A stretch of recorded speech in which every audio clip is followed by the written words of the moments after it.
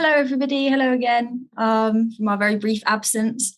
I'm delighted to now host another fascinating conversation with Yuri Slezkine, who's a professor of the graduate school at the University of California, Berkeley, and a senior research fellow at St. Edmund College or Teddy Hall, Oxford, and a member of the American Academy of Arts and Sciences.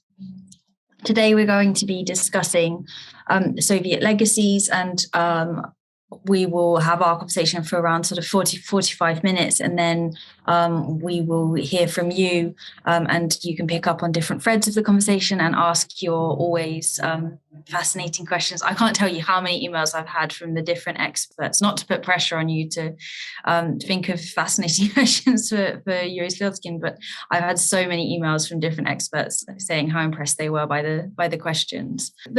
Originally, this was titled On the Essence of Sovietism, but then the title was changed to Soviet Legacies. But I think we'll still touch upon some elements of Sovietism in this conversation.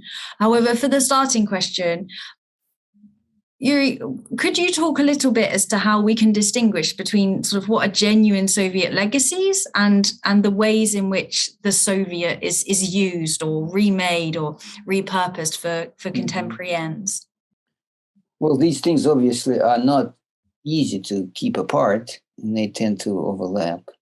And of course, what's genuine and what isn't genuine depends on who you are, where you are, what your prism is.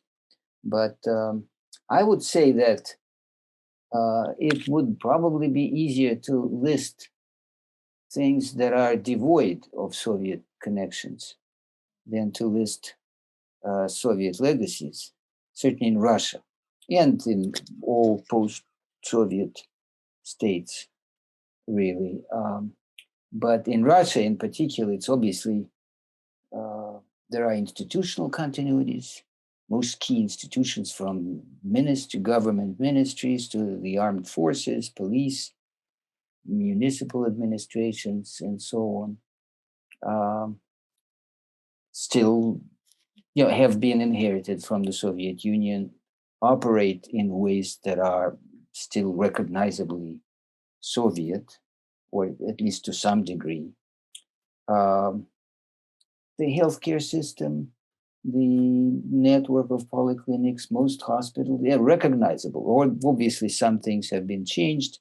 There have been some reforms, but the system as a whole is recognizably Soviet. And the same is true of the education system, kindergarten schools.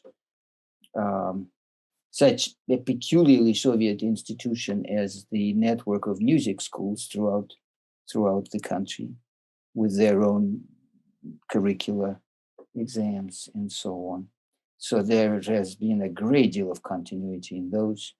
Of course, the academic culture has changed considerably, but still the Academy of Sciences, in spite of a variety of attempts to change it, is still very similar to the way it was.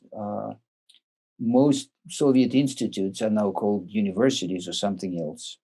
But again, mostly there, and the cathedra, the chairs, departments are still there. Very similar in some cases with the same people teaching, same more or less research institutes. Such things as, and then of course, built environment, right? This is important, and this is easy to take for granted. But all of those institutions find themselves in buildings that have been inherited, most of them from the Soviet period, some from, of course, the Russian Empire, but most from the Soviet period. The entire cities that were built in Soviet times, parks, museums, again, most built environment structures that are inhabited by most people living in Russia today were built in the Soviet period, have Soviet names, Soviet icons, and so on. The Moscow Metro, again, I could go on forever. I mean, it's obvious the point I'm making.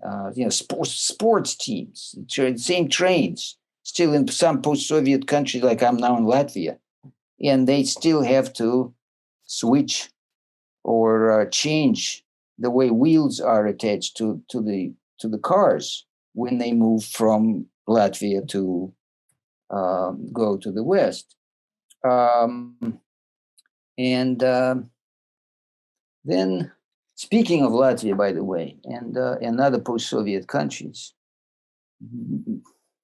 a substantial portion of the elites, contemporary political, cultural elites, were obviously created, in some cases to its own detriment, by the Soviet state, raised, trained, like the recent president of Lithuania, Grybauskaitė, was a party activist in the Soviet Union before becoming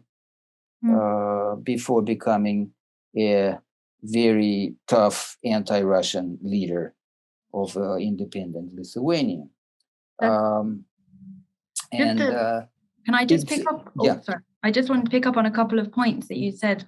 One of them is just a quick point you were just saying about, I'm pleased that you attempted the pronunciation of Grybauska's name, because I'm not great with the Baltic languages, but it's interesting actually that you brought that up, because I was thinking about this as well. And of course, there's recently been a spy scandal in Ukraine, and people have said, well, you know, this Bakhanov was his boss, but it was Kachugin. In any case, doesn't matter. But the point is just simply that this man was put in charge of sort of areas around Crimea and Crimea, and now he's been charged with treason, and he was working for Ukraine. And people said, well, of course, because he was, trained in the Moscow sort of spy academy. But everybody was kind of, you have to be quite. Of course, of course, one way or another. And Zelensky comes out of the Soviet entertainment industry and TV industry. Same is true, by the way, of the Russian oppositional elite. Many of them have Bolshevik grandparents. Many of their parents and grandparents were beneficiaries of Soviet affirmative action policies. Then even domestic life. I mean, it's easier to say what is not Soviet, but domestic life, the role of the babushka, it's not pre-revolutionary Russian thing, right? Of the grandmother. Usually the wife's mother taking care of the children is a Soviet kind of new urban Soviet thing that is not quite the same thing as what used to be the case in Russian villages before the revolution. With the sort of the domestic life, because it was the other question I wanted to ask, because when you were talking about, the urban environment and how much, of course, that's still so Sovietized, I immediately thought of I spent a fair amount of time in Voronezh, and of course there, because of the destruction caused to Voronezh by the Second World War, pretty much all of the city was built in that area. I think there's like a few houses, and people go and see them. But as well, every single street, it's sort of like the Ulica Friedricha Engels, every single street, and of course they all lead to Ploshchad Lenina, and there stands Lenin in the story.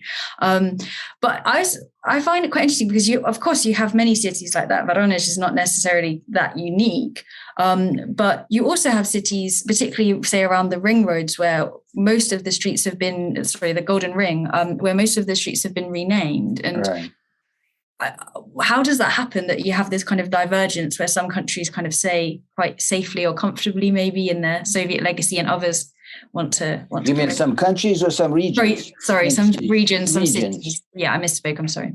Well, yeah, no, I think it's mostly local governments, and the specificity of the Golden Ring is that it was preserved as such, named to be essentially a tourist attraction, represented to the world and to Russian tourists as a treasure precisely because it was pre-Soviet.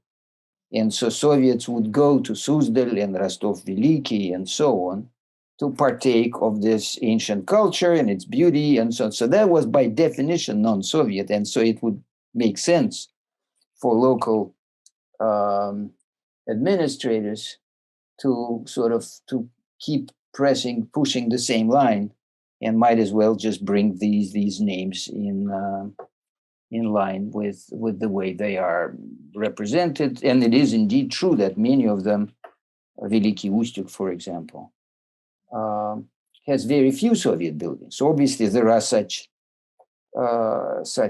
towns in Russia, but in southern Russia, in Voronezh, Tambov, as a result of World War II, there is very little left from the 19th century. And then, of course, there are whole cities like Magnitogorsk, much of Chelyabinsk, that were built during the Soviet period. I actually think that probably the most, many of these things are taken for granted, are seen but not noticed by people who live there. But the things that people are, I think, self-conscious about and are aware of being Soviet and feel warm about those things being Soviet are mass culture product. Songs, revolutionary songs, war songs, pop songs, films. Soviet films are still tremendously popular, not only in Russia, but certainly in Russia. So that is a very special part of the Soviet legacy, I think, embraced as such by even those who otherwise condemn the Soviet period as oppressive, evil, and so on. It's hard to divorce yourself entirely from your childhood and your parents' lives one way or another. Speaking of which, of course, World War II and the Great Patriotic War, and in other words, the iconography of the Soviet period is everywhere. And here, to get to your question, it's a genuine legacy in the sense that, its remnants are everywhere in the shape of Voronezh and in people's lives and in the pictures that they keep at home and so on. And of course, at the same time, is something promoted relentlessly by the Russian state. And something else I wanted to. And then one other thing that is a legacy, a specifically Russian one, and that is the combination, sometimes sort of an uneasy combination, of Russia being a Russian nation state with this sort of Ruski Mir, so-called, right, the Russian world attached to it one way or another, and Russia as a multinational state federation, as represented officially as a country that is inhabited by the peoples of Russia, indeed the only post-communist state that is not a monoethnic state in the Euro, really. That is, in other words, that is legally described as a multinational federation.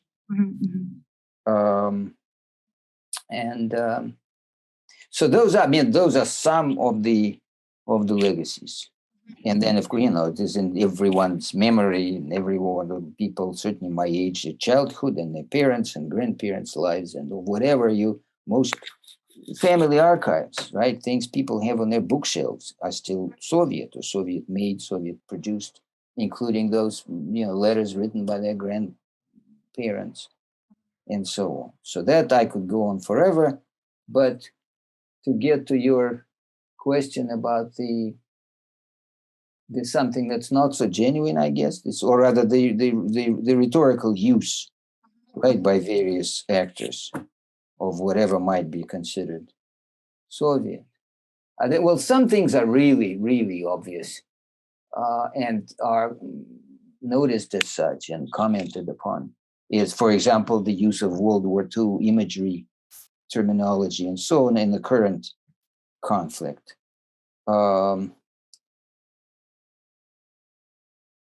Something else, actually, speaking of official state rhetoric, more recently in particular, the use of recognizably Soviet anti-colonial rhetoric, like when Putin was recently in Iran.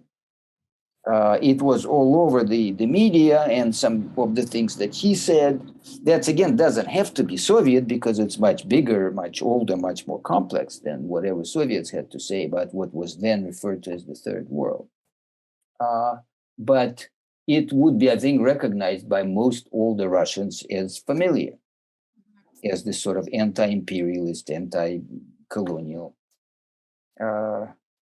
rhetoric. So it's not necessarily that it's not genuine. It's just that if we sort of distinguish between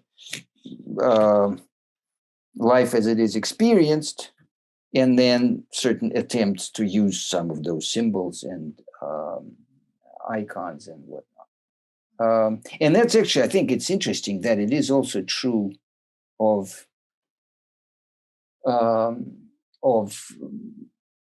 anti-regime forces outside Russia and within Russia and in the Russian diaspora. In other words, Soviet is a very potent sort of metaphor, right, for, in some circles, for slavery, inability to think critically, particularly outside Russia, in Latvia, again, where I am right now, Soviet is a term of abuse, and one way to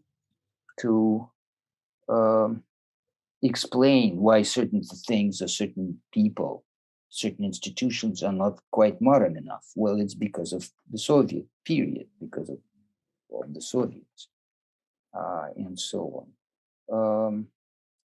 So, Homo Sovieticus or Savok are obviously Savok are terms of abuse. In other words, and particular things also may be used by a variety of people in a variety of contexts, sort of bandied about as signs of, as signs of either backwardness or warmth, collectivism, or slavery or whatever. So, and it's such a rich heritage. You can use it in so many different ways. And maybe just one last thing. In this right now in Ukraine, on one side, we have the destruction of Soviet monuments and basically everything Soviet. And again, what's interesting is that in the areas occupied by the Russian forces now, some of those are being restored, right? And the red flag is being used as somehow relevant to the situation, important, and so on. Speaking of Ukraine, I remember in 2014 when the war started, how important World War II was in the way people talked about what they were actually fighting over, especially in Eastern Ukraine. There's constant references to World War II, but in Western Ukraine as well. So in other words, it's of key importance in so many ways to so many people. No, I agree. I think I remember for the 2014, the start of the war, I did a sort of big discourse analysis of how many analogies, World War II analogies there were, like to do with across sort of five sources. I think I found sort of across sort of a space of about 10, 12 weeks, I found something like 3,500 and, detailed, like, and I'm not talking sort of like a one-off, like they're fascists. I'm talking like detailed analogies, Right. But yeah, I wanted to come back though. There's quite a few things I want to come back on, and to get your thoughts on. So one of them is the element of backlash to the idea of sort of Homo Sovieticus as a form of insult. I'm more talking inside Russia now, maybe not only Russia, but largely Russia, and to the sort of the insult of Savok, and almost like a reclaiming of it. Maybe the Savok becomes a Vatnik who becomes sort of actually like the core of not necessarily the core of Putin's support, but this idea of like the core of who is a real patriot, who's a sort of nastoyashi mujik, who's a nastoyashi patriot. How would you agree that that's a process that somewhat happened almost, in I guess in conversation, some of the Soviet nostalgia we see, or some of the defensiveness maybe around the Soviet that's seen is in part a reaction to some of the quite like однозначный anti-Soviet-ness that we see the use of certain sort of anti-Soviet terms? Yeah, I guess I'm interested in the relationship between the two, how much like one grows in response to the other. So as in the sense that you have obviously quite strong anti-Soviet rhetoric, there's been quite a, in certain countries, you'd have the idea that nothing was good about the Soviet Union. Like there was nothing to like. It was just like a massive prison, or a prison of nations, to use this term. And I'm just wondering to what extent that's played a factor actually in fueling Soviet nostalgia, almost as a like sort of screw you. Actually, there were some good things about it. And well, I don't know. I wouldn't. It's hard to measure. So I can just think of certain episodes in Ukraine, certainly, or during the war in Ukraine. This has been big, and you could see that, okay, well, they're going to destroy those monuments, we're going to restore them, and we're going to take pride in whatever it is, including things that it might not have occurred to them to take pride in before the conflict began. So yes, that seems kind of intuitive. And indeed, again, speaking of Latvia, where the government has just decided to demolish all Soviet monuments, including the big one in Riga. And from what one can tell, and I haven't seen any polls, just interviews with various people, that obviously that results in a greater, at least proclaimed, attachment on the part of some Russian speakers here in Riga to those monuments that they might never have in the past visited or considered sacred, now feel strongly that they are sacred and should be preserved, and so on. So it will be interesting to see in the fall, when that big monument that used to be known officially in the Soviet Union as the monument to the liberators of Riga will be destroyed. Yeah, that will be quite interesting, especially obviously within the context of the dynamics of the war as well. Right. I want to kind of stay on this idea a little bit more, but kind of bring it back maybe to something a little bit more tangible, which is, so when I was speaking at an event like back in London a few weeks ago, and we were speaking about sort of the lost status, that sort of like one of the Soviet legacies is that certain groups of people had a status that then, of course, was lost. And in particular, in Ukraine, I was speaking to a young man who's from the Donbass, and he was explaining how for him, a lot of the people he saw, and we're not talking about people like Strelkov and, people who obviously came from Russia, but just some of the people who did join anti-Maidan marches, but just naturally, as in they just didn't really like people from Lvov or Lviv. And he was saying that what seemed to motivate them was this sense that they'd lost their status, and all they really wanted, to be honest, was just some recognition that, they weren't just sort of Savok, or they weren't just, like useless. And, that actually to them, they were a lot of them were former miners or associated with that. And it was that loss of status that they'd had in the Soviet Union as miners that it made them feel aggrieved, I suppose, or left that sort of sense of grief there that then outside actors could weaponize, or whatever word you want to use, not weaponize, that's an annoying word, but kind of exploit.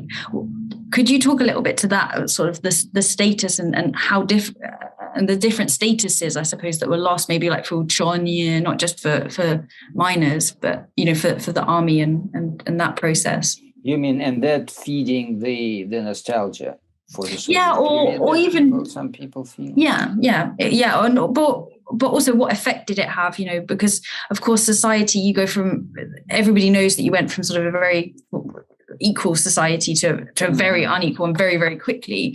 But also there was just some people in particular lost a lot of status. Right.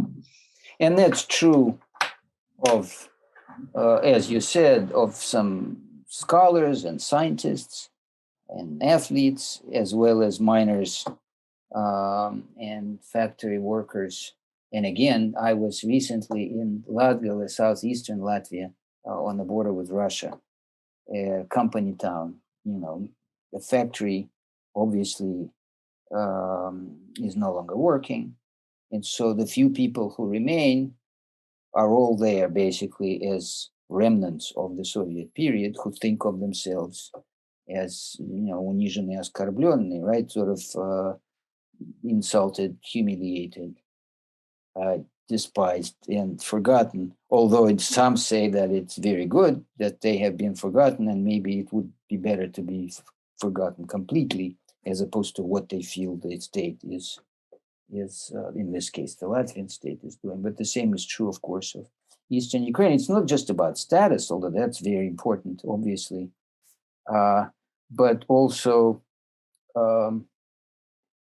the rhetoric that surrounds them, that is directed at them, right? At some of these people who used to be associated with the Soviet Union, or who are now socially or seen or described as being socially inferior by the new elites.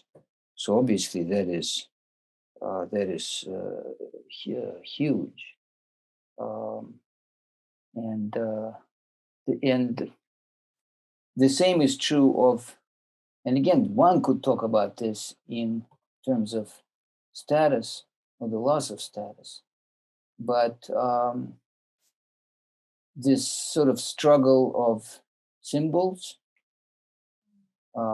places of pilgrimage, sacred relics in Ukraine and elsewhere, again, is connected to it and is obviously very important. Like the struggle of sacred dates.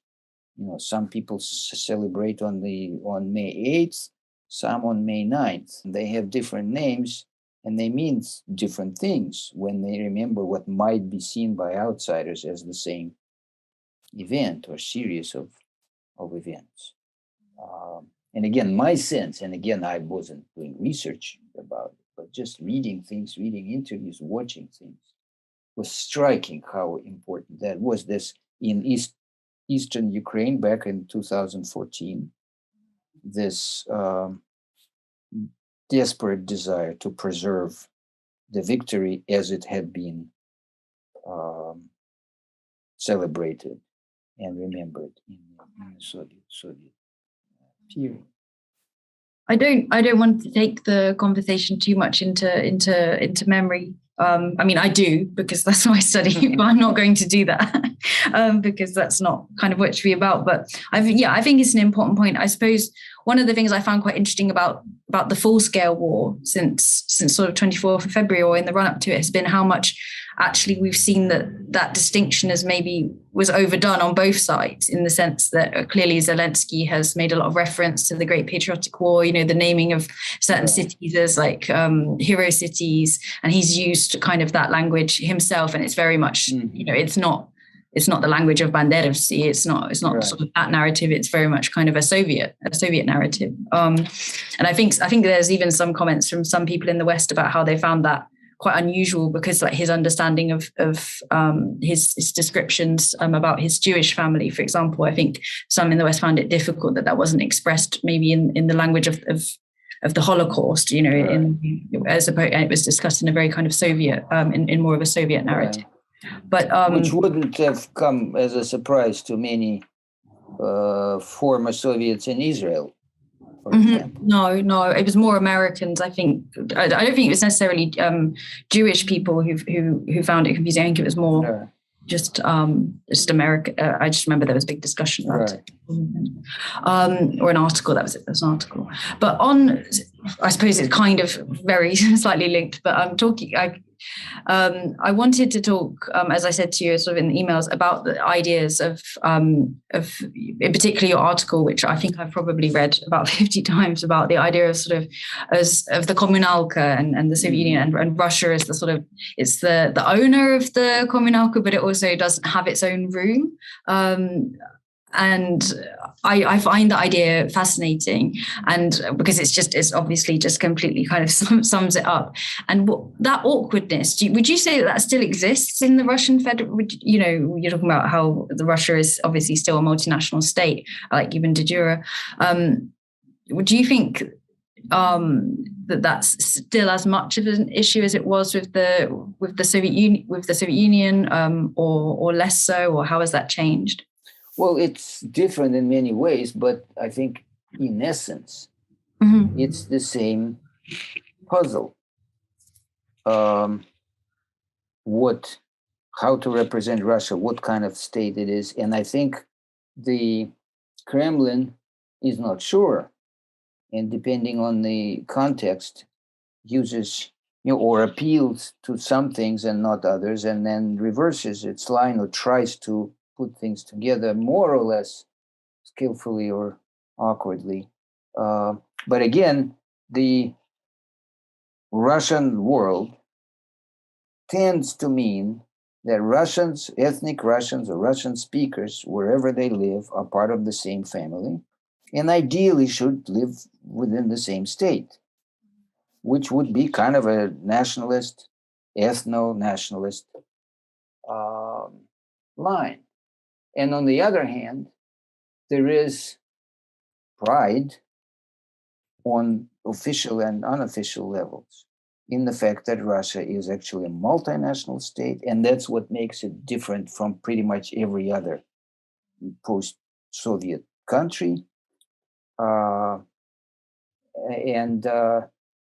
in the current war, both of those are combined and sometimes referred to by the same person as part of the same utterance.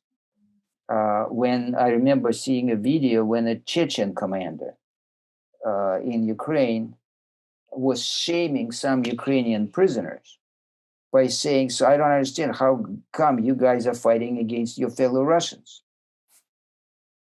And there was a Chechen saying that.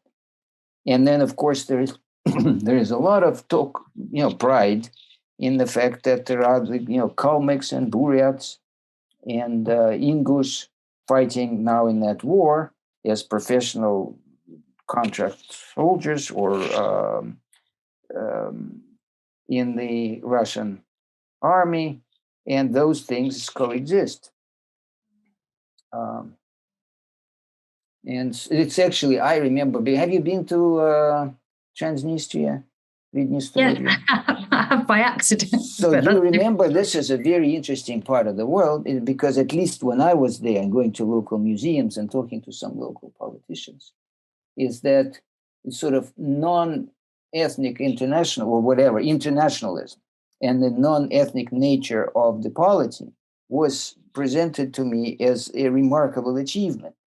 And that's what made it both Soviet on the one hand, and on the other, sort of progressively international. Because on the one hand, you have Moldovan nationalists, as far as they're concerned, right? Yeah. Moldovan nationalists, then you have Ukrainian nationalists, and so on. And then you have them. Mm-hmm. So it is obviously very interesting. And it is, I think, particular to, and then, of course, you can call that an empire. And this is now a big topic. Mm-hmm. In the Russian diaspora and elsewhere. So the same multinational polity may be described as maybe seen as a good thing or a bad thing. I know this is a really big question. Maybe it's not a fair question to ask, but do you see the Soviet Union as an empire? Well, one could, depends on how you define empire.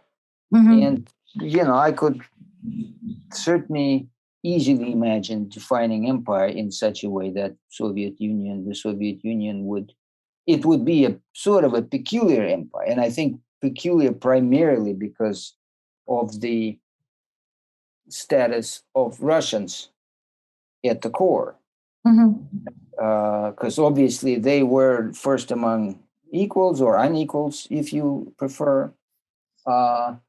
But on the other hand, and again, I keep referring to the country I find myself in right now, the Russians would come to Latvia looking up to the locals, both their standard of living and their alleged modernity, discipline,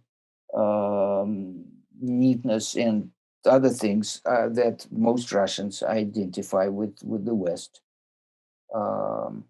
So there were peculiar things about the Soviet Union as an empire. But if an empire is a very large multinational state with certain legal norms applied unequally, or certain institutions not being symmetrical, why not call it an empire?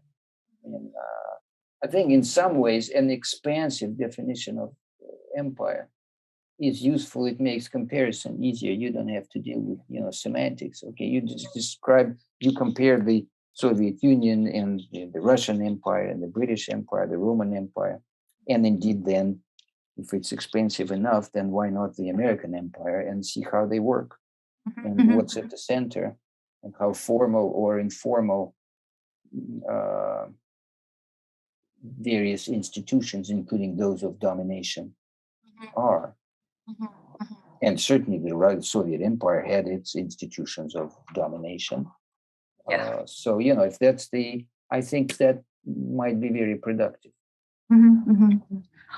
One of we're talking about points of comparison, and sort of come back into your question and the peculiar position of Russians, even now, sort of, I think about this a lot because to me, I know that probably neither side will appreciate the comparison, but I find it quite similar to the role of the English within Britain, where sort of everywhere has their own parliament or assembly, but the English don't, and we all kind of understand why they don't, because but at the same point, it is actually democratically a problem, Right.